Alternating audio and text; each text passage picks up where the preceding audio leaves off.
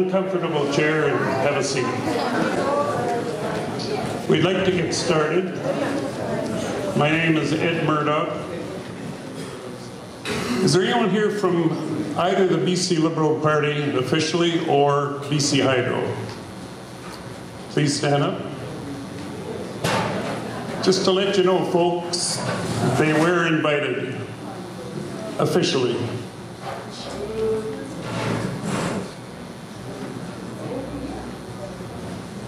We welcome all the skeptics and the believers from both camps. Although this is not a political event, we also welcome any representatives from federal and provincial parties. I'd like to thank those people that have devoted hours and hours and hours of their free time to this occasion. The many volunteers that are at the tables around them. We've had many, many meetings. People have devoted time at their computers, printers, picking this up here, picking that up there, with their own gas to make this evening possible. I'd like to thank the person responsible for you to be able to hear my mellifluous tones, and that would be Gil Risling from the Louisiana Hayride.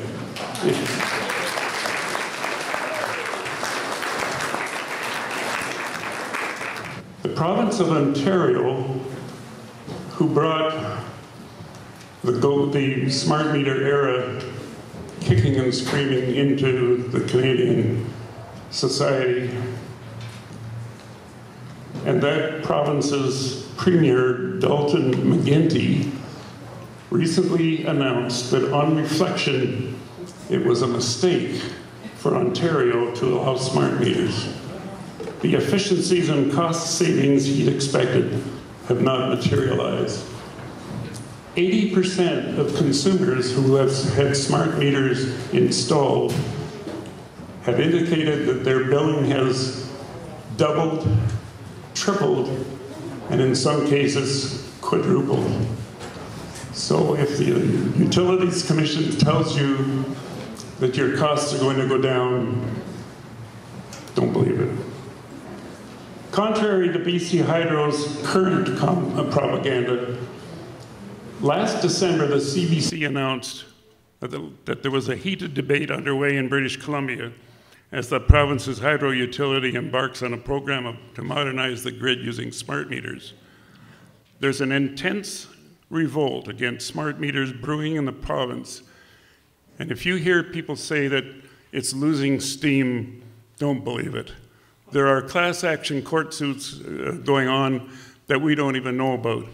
It's going to reach the federal level, heads are going to roll, people are going to go to jail because it's criminal and illegal.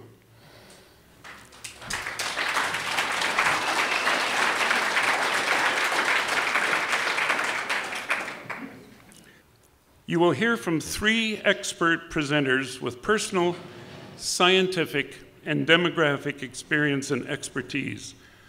These professionals are donating their time and their energies to this cause without financial reward.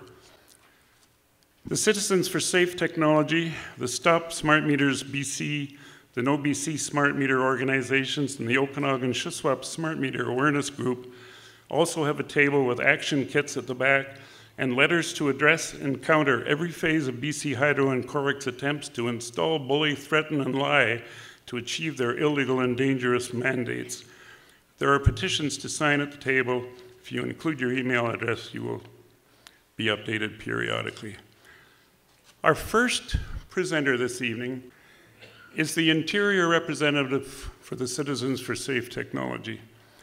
Because of injuries sustained from her employment in the telecommunications industry, she has spent the past 14 years researching the science and politics behind wireless technology and its health effects on all living things.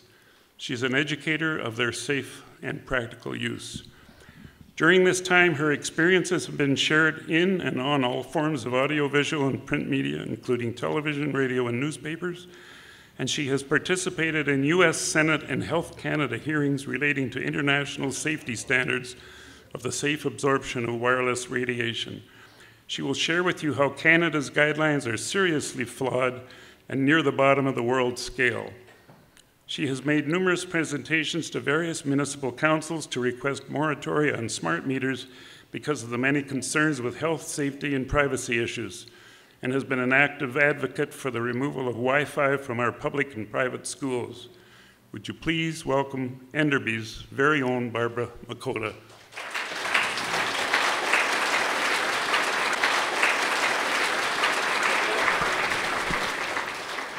Good evening, everyone. I'm really surprised to see such a huge turnout tonight. It's very nice to see a full house and to know that we are supported in our endeavors to change the way that BC Hydro is going about this approach. I have made many presentations before, not only City Council here in Enderby, but Armstrong, Lumbee, Spalumcheen.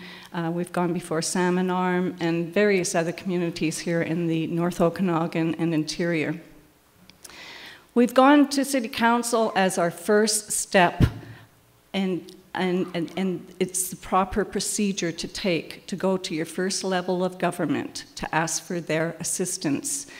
When they have been informed that there is a substance that is harmful to the constituents in their community, then under the Interior Health Act, it is up to our municipality to protect the health of the constituents that they serve. I've been gone before our council to tell them of the many health effects that people are already experiencing who have had smart meters installed in their communities. There are many reasons besides the health effects that we are concerned. We're concerned about the increased billing. We're concerned about privacy. We're concerned about hacking, fires and explosions, and the lack of accountability from BC Hydro. We feel that there has been no proper protocol done by BC Hydro to inform the public and to fully answer our concerns.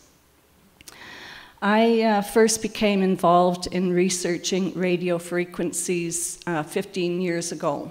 I'd like to share that experience with you. I was working in Salmon Arm selling cellular phones in 1996 to 1998. During that time, I began to get very sick, and it progressed. Started with headaches, nauseousness, dizziness, eye pain. My hands were numb, dropping my pens. My face felt numb, particularly in the area of the cell phone. It then got worse. I started to develop burning lesions on my face in direct line of where the cell phone was against my face, but we had no idea that it was the cell phone that was causing the burning lesions. So for a year, I had these burning lesions reoccurring all the time, and they would get worse each time. However, it was the last episode that gave it all away. The last episode, my entire left side of my face was covered in these sores from the top of my cheekbone, the top of my ear, the center of my cheek, all along my jaw. But what really gave it away was, you know, believe it or not, it was this little tiny phone that did all that damage. This is a StarTAC. And the little tiny hole that you speak into, in direct line of that hole, was burnt an image of the microphone. So there was a circle with another circle within that circle creating a rim. And in the rim were large circles, or large dots all the way around, except two were missing, one at 1 o'clock, one at 7 o'clock. From those 2 points was burnt an electrical arc. That image was burnt onto my tissue, and that's what gave it away. We discovered that it was a cell phone that was causing all of my health effects. My body was literally induced with radio frequencies from the top of my head to the bottom of my feet. But I had no way to prove that, and now I had a huge workers' compensation case.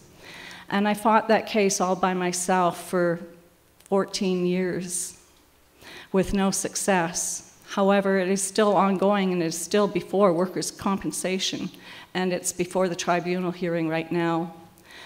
So while I was looking for evidence for my case, I belonged to a large organization of people who have an illness that I have, which is called electrical hypersensitivity, which means that I'm now allergic to these frequencies, the same frequencies that come out of the smart meters. So people, thousands and thousands of people have this illness, and we belong to organizations. And one of those organizations is called WEEP, and I received a newsletter from them, and in there was a letter from a fellow named Curtis Bennett, who is an electrician and a thermographer. And he was writing a letter in regards to Wi-Fi in school and telling Health Canada how unsafe that was for our children. And I thought, this fellow seems to know a lot about what I know, and I think I'm going to give him a call. But I didn't know where he lived. His phone number was on the letter, and so I phoned him, thinking he was in the United States or somewhere. I phoned him and I told him my story.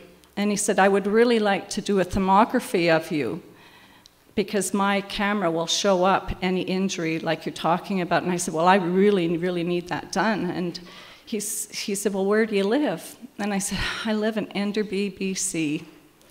And he said, really? He said, I'm in Kelowna. I thought he was on the other side of the world, but here he was in Kelowna. So I went down there, and he wasn't really very friendly to me when I went in. He said, you know, lady, I really don't necessarily believe your story. He said, and if you're not telling the truth, he said, my camera's going to pick this up. And he said, and I'm an insurance fraud investigator, and I'm going to have to report you to workers' compensation. Are you sure you want to go ahead with this? And I said, yes, let's do it. So he said, tell me a little bit about your injury and what happened. And I said, well, let's start with my hands. I said, if you look at both of my hands, you'll see that my left hand, I'm left-handed, is more irradiated than my right hand. You'll see hot spots from where the phone was actually heating up my hands. And I said, my forefinger and thumb are more irradiated than my other fingers because they were wrapped around the base of the phone where the radiation was leaking. It was leaking from the antenna and from where the fold in the phone is, as well as the mouthpiece. So I said, he said, well, what happened then? I said, well, then I felt like the radiation was running up my arm. And he said, show me where. And I said, right here. He said, and then what? I said, then it went up my arm and into my shoulders. I said, but my right shoulder is more irradiated than my left shoulder because I held it often on my right while I was writing with my left. And I said, then it went up in my neck and into my brain and through my face and everything. And he said, oh my God, lady, you are telling me the truth. Everything that you just told me, I can see right here in my camera. And he said, and I know what you've been through trying to prove this very invisible injury. He said, I'm going to bring it to light for you, and I'm going to defend your case. And he has. He's going to be one of our presenters tonight. But before we go on with that, I'd like to tell you a little bit about Safety Code 6. Safety Code 6 is Health Canada's limits of human exposure to radio frequency electromagnetic energy, which is the same energy that comes out of smart meters. I found this code and looked into it a little more deeply and became associated with some of the scientists around the world who were also concerned about this code and found that there were many errors. And so I brought it to Curtis's attention, and I said, please take a look at this code. There's errors in here, and we need to do something about this. So he took a look at it, and he said, you're absolutely right. He said, there is something missing here. It's a frequency. It's our frequency. We have a frequency. We are electrical. We are electrical beings. and our frequency is about 8 hertz. And in the calculations, they have electrical calculations in this code, they omitted that frequency. So then from there, I found that Health Canada had hired the Royal Society of Canada to research the existing science that was already out there. Health Canada continues to say that this code is safe. However, in the research done by the Royal Society, there are a number of clear indications in this report that there is a lot of uncertainty, unknown, more studies and research are needed. I will read you just a couple of lines out of this book that are of concern to me. Because DNA damage can result in serious health consequences, the possibility that low energy, non-thermal radio frequency field exposures can cause DNA damage remains a concern. They're not clear, they're not certain.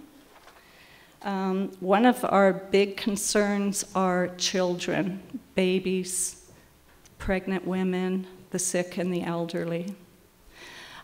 We feel that babies are not fully developed in their nervous system, and their nervous system is their electrical system, and they could be greatly influenced and affected by these frequencies.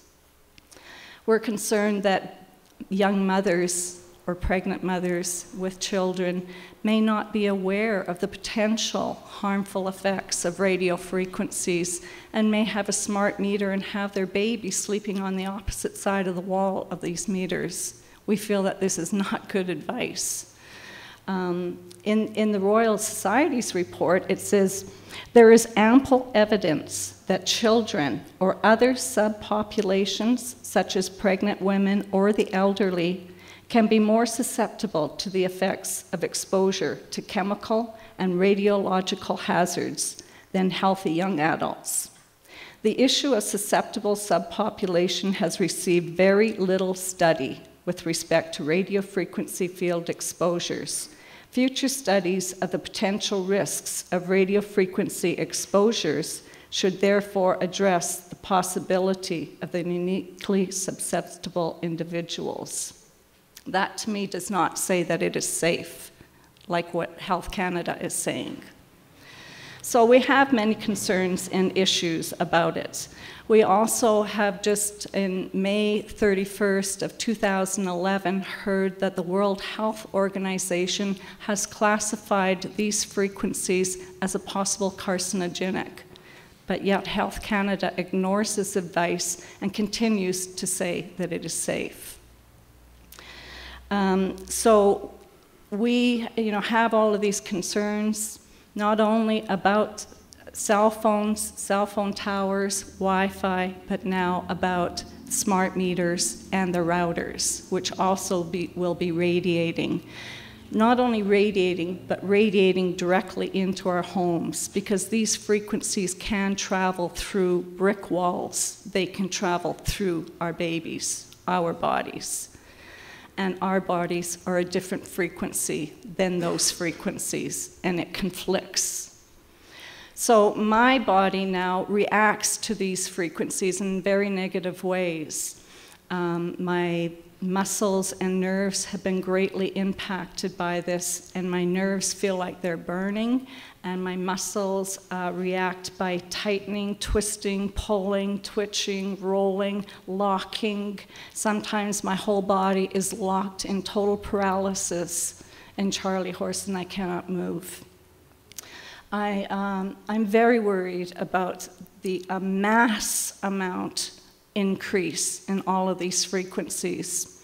And I think until there is clear proof that there is no harmful effects, not only to us, but to bees, the birds, and all of biology and all of our environment, then we need to take a precautionary approach. We need to stand back and say, wait, we don't need to move this fast forward.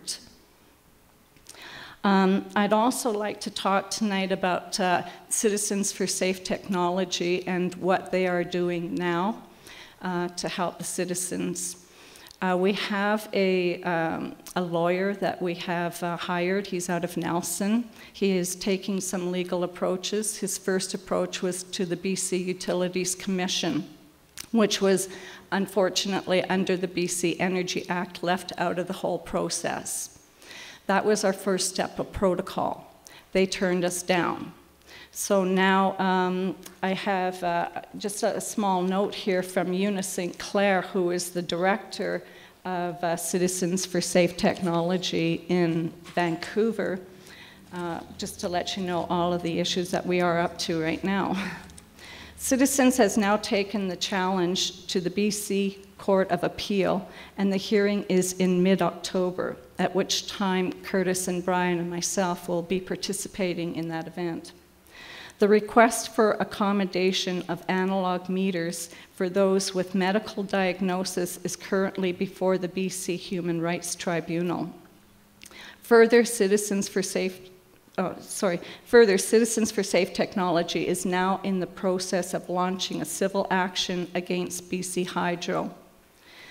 Anyone who has been forced to take a smart meter against their will may wish to participate in the civil action and can learn more by contacting Citizens for Safe Technology via the website.